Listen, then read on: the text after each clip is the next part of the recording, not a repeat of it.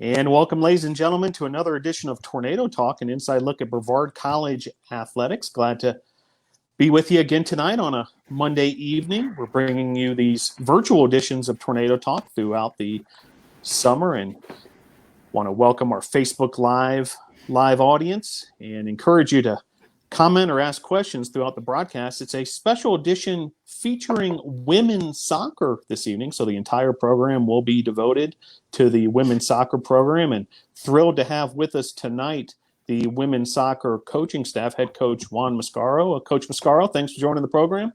Phil, thank you for having us. Assistant coach Shaughnessy. Chelsea, thanks for being here as well. Thanks for having me as well.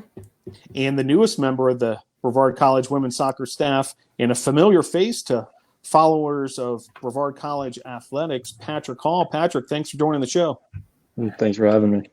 Well, Coach Mascaro, do you want to officially introduce your newest member of this coaching staff to NATO Nation? So I'm going to give you the floor for a little bit here, and you can let folks know what Patrick's role will be with the women's soccer team along with the athletic department. And, love to hear your thoughts on the newest addition to the Brevard College women's soccer coaching staff. Yeah, absolutely, Phil. Thank you. Patrick had a phenomenal career as a student athlete here at the college.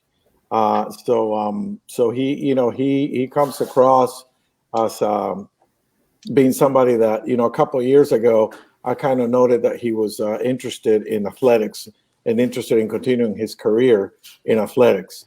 About a year ago, I said, hey, would you be interested in getting into coaching and this, that, and the other? And he said he was. So we went from there, and I said, would you like to coach on the women's soccer side? And he said, I would like to try. I really have a passion for athletics. And you can actually see it, from a couple of years ago. So, and he's going to get his master's in athletic administration, which is great. So he's going to have a double duty. He's going to be the assistant director of athletic operations, and he's going to be an assistant women's soccer coach. So we're excited to have Patrick. Big shoes to fill from replacing Coach Hughes, but I'm sure Patrick is up for it, and he'll have his hands.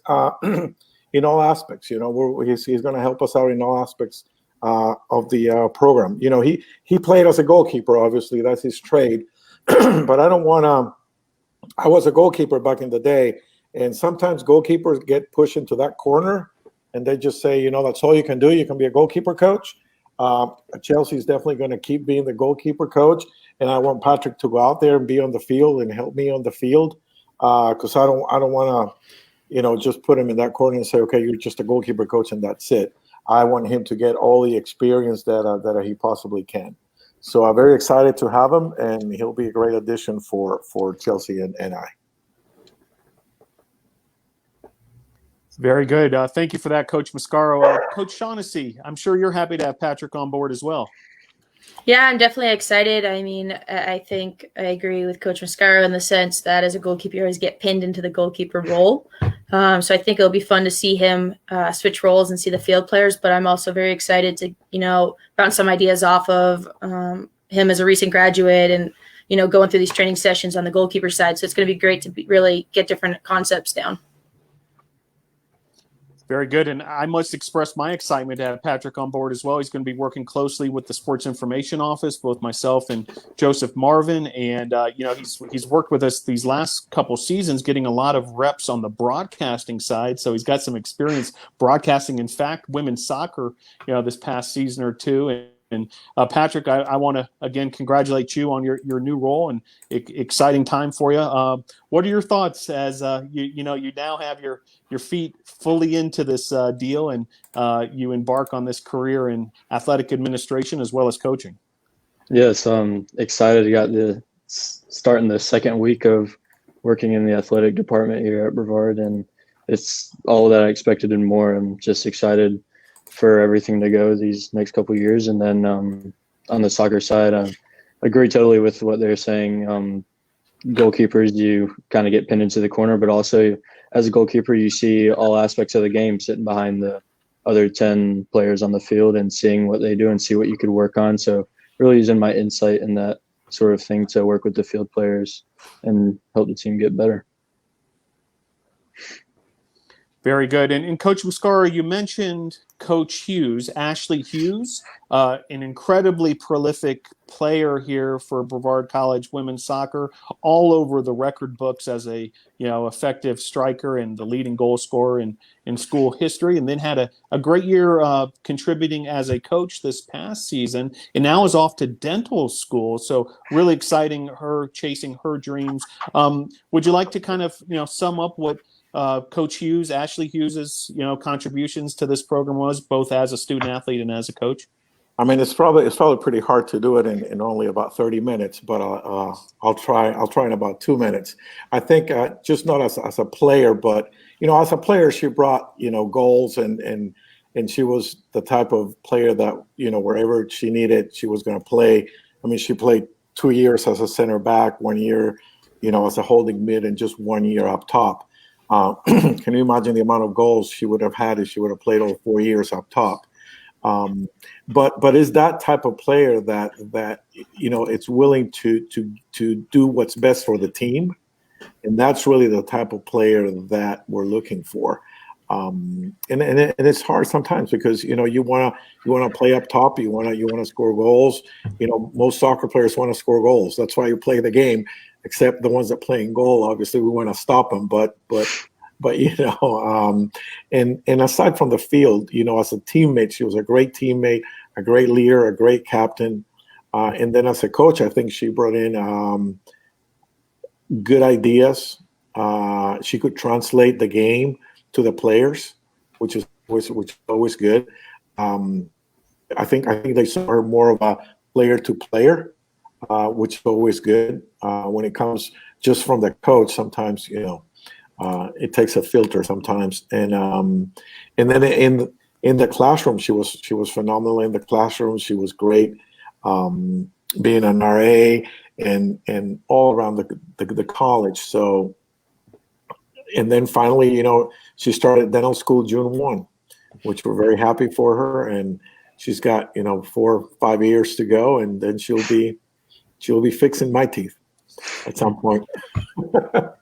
Very good. Yeah, well, we wish her the best of luck. That's a big endeavor, but we certainly know she's built for it, no doubt.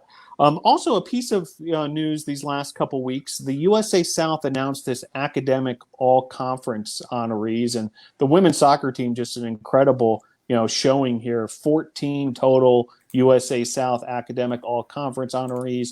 Audrey Cardwell, Samantha Foster, Emma Gooch, Olivia Holland, Brenna Innes, Katie LaCroix, Abby Petrosky, Chloe Prophet, Sally Riggin, and then these 5 received with distinction honors, and that takes a GPA of 3.90 or higher. Alyssa Hetherington, Rebecca Rojas, Ashley Royster, Hannah Weatherall, and Erica Zuffrey. Coach Shaughnessy, we'll let you get started on this one.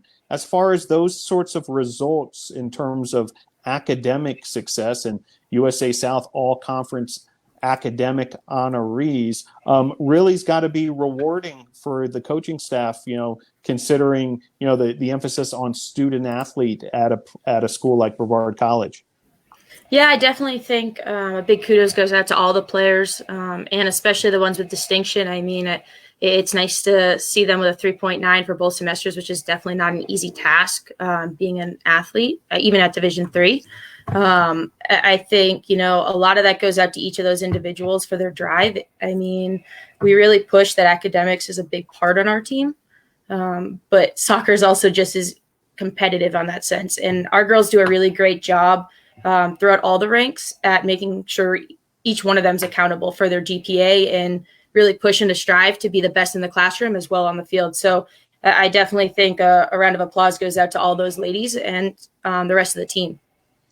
And Patrick, as a recent graduate yourself and as a student athlete who had to juggle athletics and practices and road trips and also the academic side, really says a lot for these student athletes to be able to put together those sorts of marks. And like Coach Shaughnessy said, those 5 who were able to maintain the 3.90 GPA. What are sort of your impressions of, what it takes to be an effective student athlete, both on and off the field? Definitely that's an amazing feature that these student athletes have, that got the with distinction and all conference academic wise. Because I'm telling you what, this, especially in our conference now, it's hard because we travel a lot and we have a lot of overnight trips, and we miss class some days on Fridays or during the week, and it's kind of grueling during that fall semester. But it's something special that these ladies got to do that and achieve so much with themselves academically. It's one thing to perform on the field, but it's also another thing to perform in the classroom, because the field's not going to be there as long as the knowledge that you gain within the classroom. Coach Mascaro, anything to add on this academic side and this tremendous success by your team from last year? Yeah, probably picking up on what Patrick just said. We do let them know that academics is the most important thing, and that they are students first. And the real reason they are here at Brevard College is to get a college degree, because really that's what's going to help them for the rest of their lives. Soccer is an important part. You have it for 4 years, but the odds of any of our players becoming a professional soccer player, for any women's soccer player at any level becoming a professional soccer player, is not very good. I mean, the odds are not in your favor. It's about 1%. That actually make it to the professional ranks out of how many women's soccer players across the country. So academics is important. It's what's going to get them to the future that they want, and they can craft that future if they put in effort in the classroom. So we emphasize that a lot, and that's part of our culture a little bit. It is. They realize that academics is the most important thing. They know that that is important for us, and as a team is important. So we take pride in having the best GPA in the athletic department. A question here from our Facebook Live audience, and a recent alum herself, Erica Zuffrey, and one of those academic all-conference performers with distinction as well. And her question is tailored for Patrick. Patrick, how will you fill Coach Ashley Hughes' shoes, and what are your goals as a first-year assistant coach? No pressure, Patrick. Can you try to answer those two? Really. I'll go off the first one first. Filling Ashley's shoes to start off with is a really hard feat, not only because she's a great coach or a great soccer player or anything like that, but she's also a great friend, and she knows what to do at the right time. And she's always there for her support features, being a good liaison between the players and the coaches, and trying to unruffle feathers whenever they are ruffled a little bit. She was great at that. So trying to do that as much as possible. I know I was a peer of these the ladies last year and my past 3 years with most of them, and then just learning how to do that in the correct way and the most efficient way is. I'm definitely getting a lot of advice from Ashley over the phone. We still stay in contact a lot, and she's a great person to have on your side and really teach me the ways of how she did in the lay of the land really with the women's soccer program. Very good. Well said, Patrick. Now, the other big piece of news, and this is a big piece of news for Brevard College as a whole as well. And if you were to take a drive around Brevard College this time of year, you can't help but notice some significant construction going on. The new athletics field house is under construction, a 10,375 square foot field house. It'll provide locker rooms, offices, storage, and meeting space for 5 Brevard College sports, including BC women's soccer, and also some major renovations happening to Ives Lamel Family Field, the turf field, which ultimately will bring Brevard College football onto campus as well. Juan Mascaro, you also hold the position of Vice President for Finance and Operations and CFO for Brevard College, and I know you've been working very closely on this major construction project. Could you let our audience know kind of where we're at with the project, but also what it's going to serve to accomplish? Absolutely, absolutely, and it's a very exciting times for Brevard College. I mean, the college is at a place that it's never been before. The college is growing. We're financially very stable. Our enrollment is looking great for next year. New student enrollment looks better than last year. We're ahead from last year. Retention is doing great. We have more students returning than at this point last year. So we want to one of the things that we had in our reviews for a long time is bringing football on campus. Because it's a different environment when, even if it's only 1.5 miles to the high school, but it might as well be 15 miles. You have to have it on campus. You got to have it a part of your culture. So that's what one of the main goals was, bring football on campus. And the field renovation is completed. Field goals are up, and it looks great. Now we're finishing the footers for the bleachers. And the field house, which is going to take hopefully another 60 days to be completed. I mean, they went up pretty quick. We had a couple of weeks of bad weather, but they kept going. And it's going to have 6 sports. Actually, we've added women's lacrosse into that field house. So it's going to host 6 sports, which is very exciting because our main hub is the gym. But Boschmer Gym was built in 1960, and it needs some help. So getting some teams, getting 6 teams out of the gym and providing them with a new facility, I think is going to be very exciting. We also have the Willie Barn. We're renovating the barn. The barn was, as part of our history, it was built in 1930, and we completely renovating the barn for our Willie program, Wilderness and Experiential Leadership program. They're very excited. They were at Ross Hall. They had to come out of there, and they've been in the basement of a dorm for the last couple of years, and they're finally going to have a home for the future. So we're investing in the barn and renovating it, and it's going to be great for our Willie program. And there's a lot of renovations going on campus. I wish our students were here because the campus looks great. It looks pretty. It looks really pretty, and with these new facilities going on, we might start, on a new residence hall pretty soon. Hopefully, in the next 60 days, if we get all the permits and everything from the city of Brevard and Transylvania County, and we're probably going to renovate the villages as well. So we're trying to renovate that side of campus. So it's a lot of great things happening at Brevard.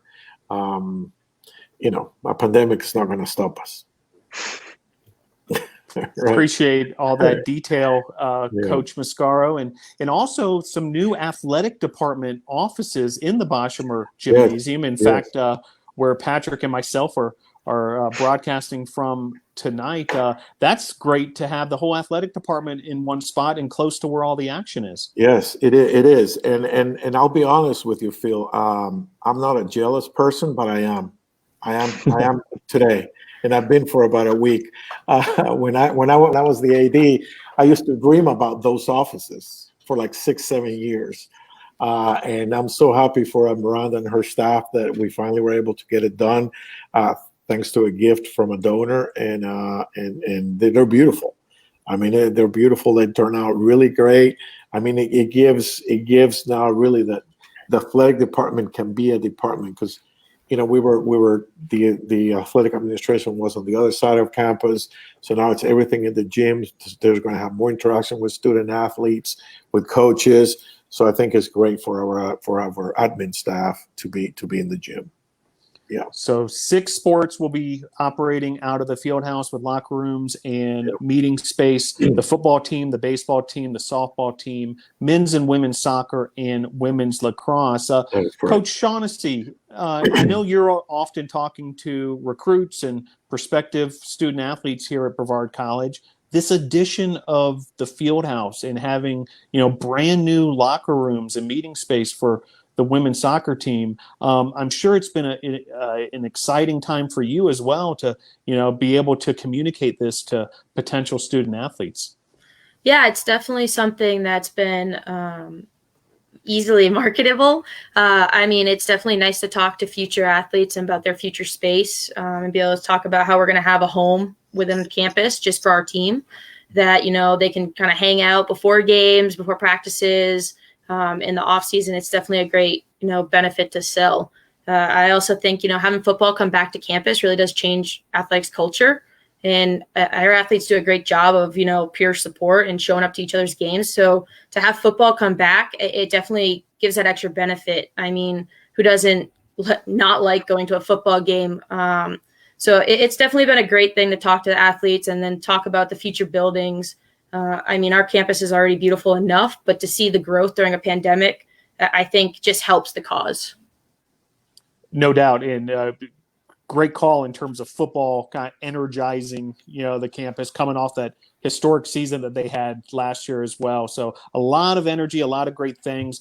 Patrick, you know, so I know you're in touch with a lot of your, you know, former teammates on the men's soccer side, as well as, you know, now the women's soccer team that you're going to be coaching. From the student athlete perspective, what are the sort of things you're hearing as far as the excitement with the new facility, the new field house, as well as football coming on campus and the renovations to the turf field? No, I definitely agree with what they were saying earlier with how it brings a different culture and a different viewpoint for a student athlete. Playing at home as for a football player under the lights, it's nothing like that. Like, we were lucky enough to have night games for soccer and seeing fans show up and having a different atmosphere compared to going over to the high school, where it's kind of hard for some of the younger students that might not have a car or whichever way around it, that it's just not on campus. They could just walk out of their dorm and go to a football game and have tailgates and have all that kind of stuff like a normal college student would have football on campus. So I think it's a big culture change, and it'll bring a lot of good energy around the campus. Another question here from Erica Zuffrey. This one for Juan and Chelsea. How's the incoming talent looking? So we can start our preview of the 2020 season right here with that question. Chelsea, you want to take this one on? I'm really excited for this class. I mean, we have a lot of players returning with a lot of talent on our returning squad. So to bring in 12 more players that, you know, can really help us fill some gaps. And it's a great group so far. They have a lot of personality. They've meshed really well so far in the offs before they even got on campus. So I think we have a lot to look forward to. And, you know, a lot of them I think could help us, you know, improve our record and grow into a stronger team. And Coach Mascaro, you know, complimenting these newcomers that Coach Shaughnessy is talking about, will be complimenting a very strong group of returners, a very strong rising senior class with names such as Rebecca Rojas, Hannah Weatherall, and Sally Riggin, just to name a few. Right. Great blend we're looking at as far as veterans and young players, it looks like, for the fall of 2020. Yes, and also, Phil, I think that we've been very strategic on trying to get the players that we need, to get them in the positions, you know, to help us, not just getting players that can play anywhere, but, you know, players that can help us be a better team, you know. So I think that's an important role that we play too. Now, I do want to touch on a couple moments of last year and kind of put a bow on the 2019 season. Wins at Johnson & Wales and at LaGrange. And then there was a stretch of 3 wins in 7 days, and, you know, arguably the best soccer of the season for the Tornadoes. Wins over Agnes Scott, Wesleyan, and Berea. 3 consecutive wins, 2 of which were shutouts. You know, for Coach Mascaro and Coach Shaughnessy, can you reflect back on that stretch? And I would imagine things were going awfully well, and that's the sort of results you were looking for. What was working so well that week? Chelsea, go ahead. I was going to toss the ball your way. Are you throwing it back? I got it. I got it the first part. You got the second part. Okay, I'll work on that. Phil, I'll probably step back and just not look at that week, because I think a lot of things happened before that week. Last season, I think, was a very interesting season for us. It was not a good season.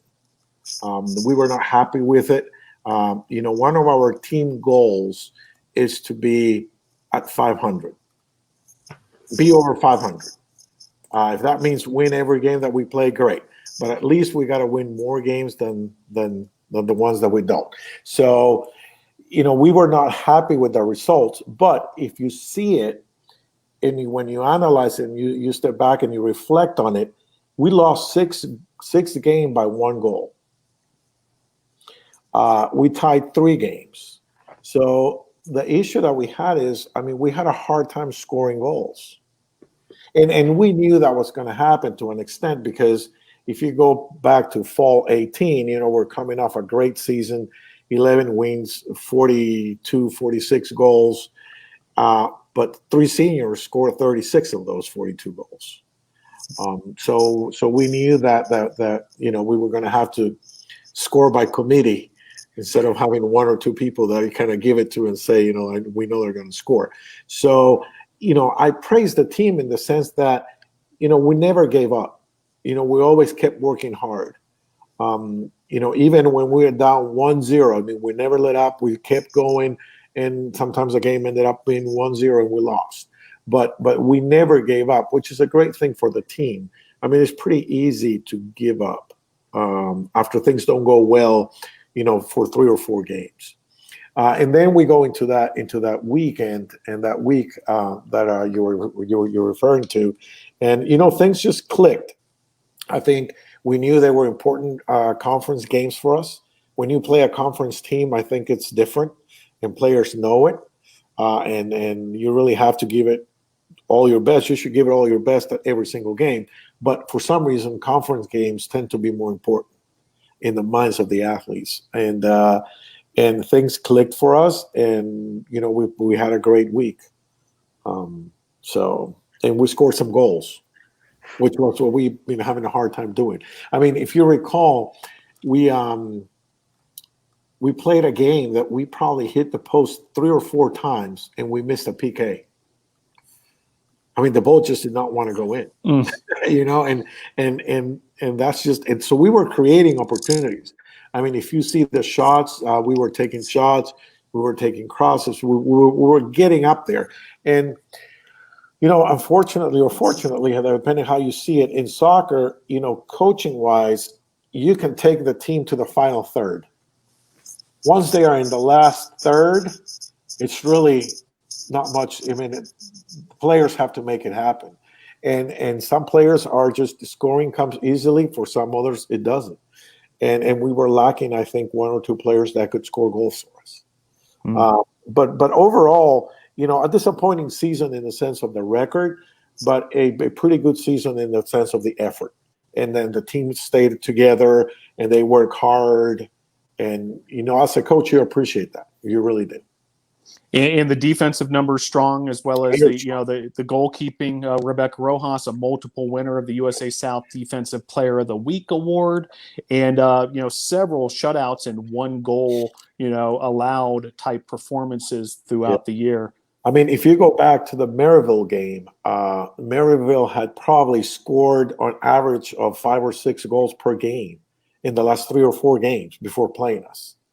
And they had a hard time with us. We were able to be very organized, very disciplined, and we just lost our focus for about 10 minutes, and they scored 2 goals. But for them, for Maryville, I think it was a hard game to play, and that says a lot, because we were very disciplined and very organized in that weekend. Yeah. Now, Patrick, you observed the women's soccer team from a unique perspective as the play-by-play announcer on the live stream broadcast for several of the matches. When you think back to that, as far as being on the microphone and calling the play-by-play, were there a couple moments that kind of stick out as wow, those are the highlights from that season, and that was a lot of fun to call that action? Yeah, I really remember some of the defensive plays, especially Rebecca. I believe it was against Warren Wilson whenever she made that ridiculous going across the goal save, acrobatic save down to her right when she was moving to the left, and those are, I say, the hardest saves a goalkeeper can make. The defensive efforts by the team last year were really good, and just focusing on the offensive prowess going into next season is going to be a big thing. But yeah, I remember some big saves, some good defensive stops, some block shots. I also remember, I think Alyssa Hetherington had a volley that was just inside the 18, just coming across her body and hitting that into the bottom right corner. Was a great goal to see, and it was fun to watch him this year and ready to see him grow more. Coach Shaughnessy, I saw you nod in your head when Patrick mentioned that Rebecca Rojas save. Not only Rebecca Rojas, but Hannah Weatherall. You know, she's collected a USA South Defensive Player of the Week award or two in her career as well at goalkeeper. It's got to be one of the strongest goalkeeping units in the conference, if not the entire country, when you look at NCAA Division III. Really a great luxury to have that kind of core of goalkeepers. Yeah, it's definitely a great group. I mean, I'm lucky to work with both of them. It's going to be sad because they're both seniors and we lose them at the same time because they work so hard in training sessions. They're consistent. And I give a big shout out to both of them for a season that goes up and down. I mean, we went into, I think it was 6 overtimes this year. Like Coach said, we just couldn't score. It's hard for a goalkeeper to wear all those games out. Every minute's a drain. And I think they did a great job at, bringing the bar up every day, but staying positive while doing it. So I'm excited to see what they do their senior year. I'm excited to see them teach our freshmen, how we do things and help them grow and also be challenged by the freshmen. So I think it's going to be another great group of keepers. And I think our team, is very appreciative for their work. So it's, like I said, it's definitely a blessing to get to work with them. Well, we've talked about some of those USA South Player of the Week honors. Do also want to mention Sally Riggin, named to the USA South Conference Women's Soccer All-Sportsmanship Team. So a great honor for Sally. And, that's not only a reflection of her numbers and her prowess on the field, but obviously her character as well. Coach Mascaro, could you tell us a little more about Sally Riggin and how she earned that award? Sally's all about hard work, and that's one of the things that we preach, when you talk about team culture and what culture you have and all that, you gotta have some guiding principles, and hopefully all the players gravitate to those principles. And for us it's very simple. We try to keep it pretty simple. It's hard work and act with class, and always treat the way you want to be treated. And I think Sally is exactly that person, and she just works hard every single minute of every single game. She's nonstop running. You see the kid, and she's always moving, she's always running. So she leads by example. She leads by example, and she does a great job at it. She plays a very important role for us. She plays the holding mid, which is the number 6 role, and she does it really well. And she's up, down, left, right. It's just all over the field. And in the classroom, she's the same way. She's a kid that is always going to work hard. So I think that's at the end of the day, that is what you want to teach your student athletes.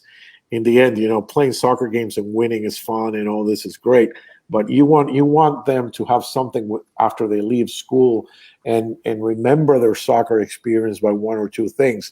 And if they can remember, work hard and act with class, that will take you places in life. If you really, really work hard in whatever you do and you have class, I think that will really take you places. And those are the things that we kind of drill down, or that's our team culture, if you want to call it, in that sense. So Sally is really the poster child for that. And do also want to congratulate the 2 graduating seniors from last year's class, Audrey Cardwell and Erica Zuffrey, who we saw in the chat. Yeah. Great contributions from those 2 as well, right, Coach? Great contributions. Erica played center back for us. She had a great year. I think we're gonna miss her. Been trying to think who's gonna replace her, and it's hard because she did really good at center back. Her senior year, I think everything came together for her, and she really had a good year. And Audrey is like Sally. Audrey is nonstop working. It's like the Energizer Bunny, nonstop working, and we're gonna miss those 2 for sure. Well, And there's Erica Zuffrey yet again. She's very active on this chat as well. Really appreciate that, Erica. She writes, I can't wait to come watch some games next season. And then the tornado emojis. So ready to rock and roll now in her new role as Brevard College alum. Now, 2020 is an exciting year, not just for women's soccer, but for all of Brevard College athletics, because it'll be the first time the Tornadoes are full-time members of the USA South Conference, as well as Division III. The Tornadoes have been in a transition phase these last few seasons, able to qualify for a waiver to be able to bypass the last year of the transition. And as a result, all the athletic teams in the USA South Conference and in the NCAA will have the opportunity to qualify for postseason play in both the conference and the NCAA Division III, and certainly for those championships for even more postseason awards and that kind of thing. Juan, this is big news and big opportunity for the student athletes, correct? It is, and we've been waiting for this for 4 years. Actually, the good thing is the NCAA changed legislation because of our process. We made them understand that 5 years to go from one division to the next is just too much. So they now made it to 3 years. So it took us 4 years, and finally we're there. We're going to be full members of Division III in the USA South. So now we can really get into the conference tournament and win the conference tournament, and then make it to the NCAA tournament, which is the end goal, right? For soccer wise, and for all sports for that matter. So we're very excited about that. Very excited. And Coach Shaughnessy, you've been around Division III soccer for some time, and these last few seasons, a bit of an aberration. Where you had the ECAC as a potential goal, but now it's the real deal. A chance to win the conference and also to go to the NCAA tournament. As far as having those sort of benchmarks and those sort of goals for the team, how do you see that as far as that fit? In terms of a motivating factor for the student athletes. I mean, I think it's a breath of fresh air for our team, because I think I give them a lot of credit, because it's really hard to come into a program knowing that you can't win a championship within a conference, but you're a part of a conference. So moving forward, to have those goals and benchmarks, I think, really helps the team.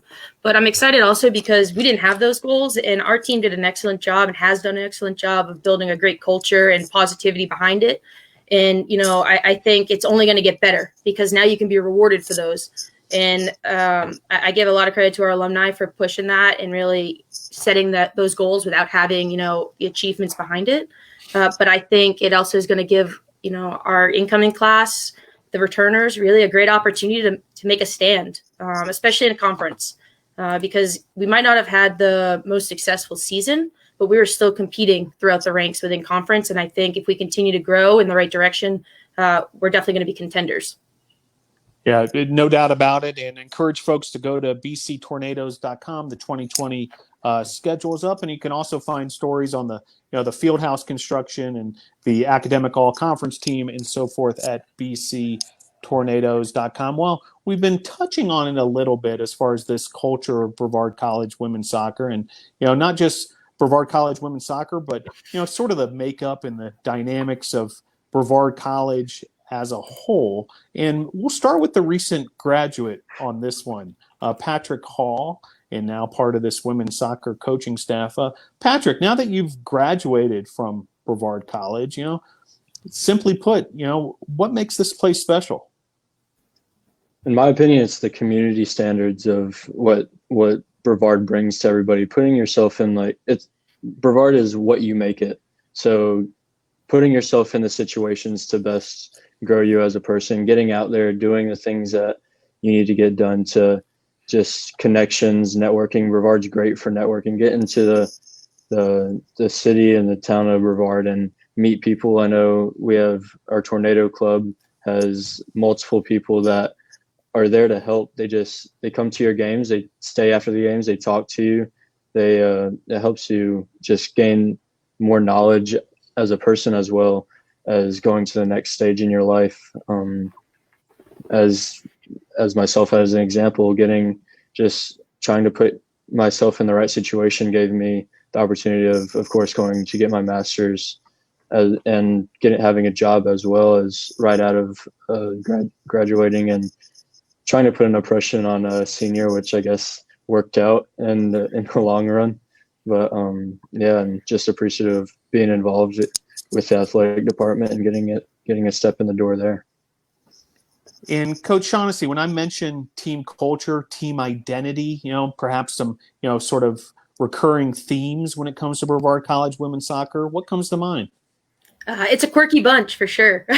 I think, when I think about our team, it's personality. Our shyest person isn't that shy, and they do a great job of welcoming everyone into an all-inclusive kind of group. And for the numbers we have, I don't think that's an easy task. They do a great job of being, friendly, welcoming, and they put everything forward. They work really hard off the field. And that's not just that classroom. A lot of them have jobs. A lot of them have a lot of drive, and they have goals they want to set, and they hit those checkpoints. And that's a lot to each other and their support of each other and the people around them. Coach Mascaro, you've been at Brevard College for several years now, and you've seen the growth of the college, which you touched on as far as it's happening rapidly right now, but you've seen it transform over the years. But all in all, you've seen this culture, and what the people and what it's really made of. Reflecting back on your time here, and as you look into the future as well. Same sort of question I had for Patrick. What makes Brevard College and this community so special? I think it's the people, definitely the people. You can have all the buildings you want, but if you don't fill them up with great people, it doesn't matter. To me, it's the people, it's the relationships. I think that everybody at Brevard College, all faculty and staff, are really dedicated to the student success. And everything that we do and every decision that we make, we really think about the student first and how is this going to impact our students. Because in the end, what we want what's best for our students, and not all places are like that. And, not all places are family oriented. There are other athletic departments that are not like that. I think our athletic department does a great job of bringing that family environment. But in the end, it's the people that make it great. And I know, Juan, the college is working diligently to prepare for the 2020-21 academic year in these exceptional times where there's a lot going on behind the scenes in those preparations. Would you like to touch on that at all, Juan, as far as, these unusual times that we've been dealing with, but at the same time, behind the scenes, the campus has been busy preparing for the incoming students. It has. It's been really busy. Flexibility comes to mind. I think that everybody, faculty, staff, students, everybody that is in this, going through this, has to be flexible, because the playbook has not been written for this. So we don't have all the answers, but we're getting them pretty quick. And we're working really diligently to implement all the things that we got to have in place to have our students back. But things change constantly. You said, visit bctornadoes.com for the women's soccer schedule. I was going to add, and it might change. We need that asterisk, subject to change. It might change. So it might change a game or two because we don't know. There's a lot of things. There's a lot of unknowns. But that's part of growing. That's part of dealing with. That's life. There's not a plan. There's not a straight line that you go and you say, I'm going to get from point A to point B, and it's going to be a straight line and an easy ride. That doesn't exist. Life doesn't work that way. It throws you curves and you go up and down and all that. So I think that we have to be flexible, and we have to be understanding, and we have to be understanding of each other. And we got to understand, that some people might be more anxious than others. Some people, this doesn't affect them as much. So as a team and as a community, we have to come together and understand each other a little bit better. And I think that goes a long way. Thanks for that, Juan. And part of that leadership team that's so busy getting ready for, this upcoming academic year is Miranda Nash, who's our director of athletics. And she comes, with a kind of a lighter question, but I'd love to hear from y'all on this one. Miranda asks, what pregame traditions are your favorite as a coaching staff? Any pregame traditions or even superstitions come to mind? I think we all have our own. I don't think that we do as a staff. I don't think that we do. I think each individual, I mean, I do my own little traditions. I wear the same pants for every game. They're my lucky pants.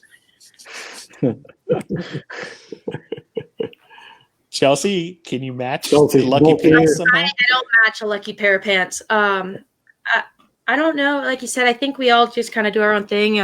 But I think one of my favorite things before a game is just hearing the team get pumped. I mean, we have a locker room space now, but it's very open to the public. You can hear us. And if you ever walk by, you could hear their not so great singing. But I think, the way they got each other going is enjoyable to watch as a coaching staff. And Patrick, perhaps you haven't established any coaching traditions yet, which is totally understandable. But did you have any traditions or superstitions or pregame rituals, perhaps, when you were a student athlete?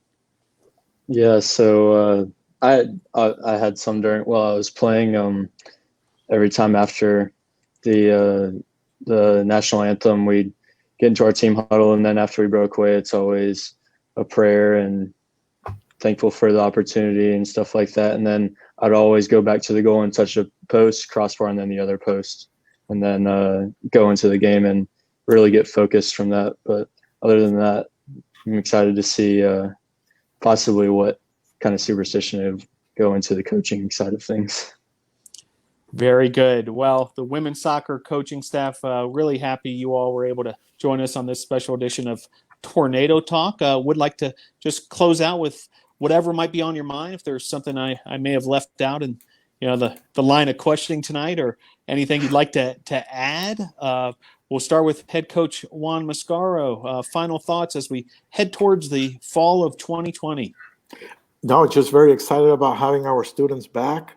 I think that the campus needs to have students, and we really want our students to be back, and we're working very diligently to make sure that we have everything that we need in place to have it ready for them to come back. Very good. Coach Shaughnessy, final thoughts? I'm on the same. I think we've been itching for our students to come back, so we're looking forward to having everyone return. And I definitely want to give a big shout out to all the admin on campus for, getting us through this pandemic the way that we have in such a positive way, and continuing to build. And, there's a lot to look forward to in this fall season. And Coach Patrick Hall, that has a pretty good ring to it, Coach Hall. Final thoughts from you. Yeah, I'm just thankful for everybody on the administrative side of things, as well as these two fine people bringing me on and really putting them in their family. And I'm really excited to get everybody back on campus and ready for the season to start. Well, you can follow Brevard College Athletics on Instagram and Twitter at BC Tornadoes. You can also follow Brevard College Tornado Athletics on both Facebook and YouTube. This interview will be available on replay on both of those platforms. Also, you can check out the SoundCloud page if you prefer a audio version of the program. And again, glad you're able to join us for this edition of Brevard College Tornado Athletics Tornado Talk, as we talk Brevard College women's soccer and exciting times around here at Brevard College. Hope you can jump on board as we head towards the 2020-2021 season. Thanks again, Coach Mascaro, Coach Shaughnessy, and Coach Hall. We'll see you guys down the road. Can't wait to see some action on Ives Lamel Family Field of the Tornadoes. And thanks again for joining the show. Thanks for having us. Thank you. Very good.